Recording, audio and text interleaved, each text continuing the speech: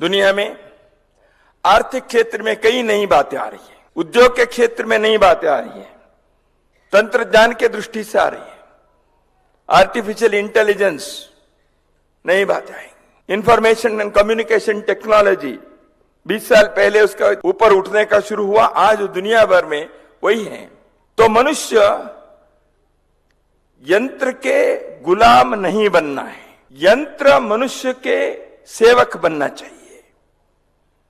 यंत्र की आवश्यकता है, उपकरणों की एक भूमिका है, लेकिन मनुष्य के यंत्र के जो संबंध है उसमें ह्यूमन फेस, यंत्र के, विज्ञान के, तंत्रज्ञान के, उसके मानवीय चेहरा, इसको उजागर करने की आवश्यकता है।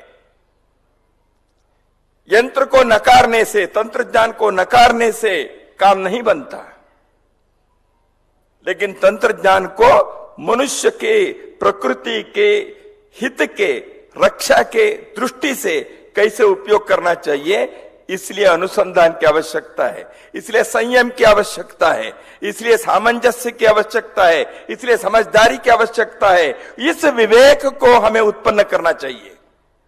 माननीय ठेंगड़ी जी कहते थे टेक्निकल नो हाउ इसकी बात होती है।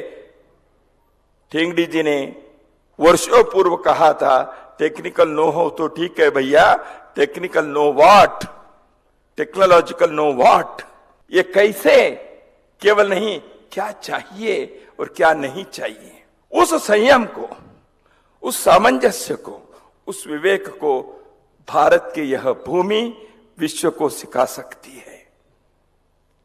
इसलिए तंत्रज्ञान के ऊपर कैसे नियंत्रण होना चाहिए, नहीं तो मानवता कौन से खतरे में आकर पहुंचेगी, इस विषय के बारे में विचार करना पड़ेगा।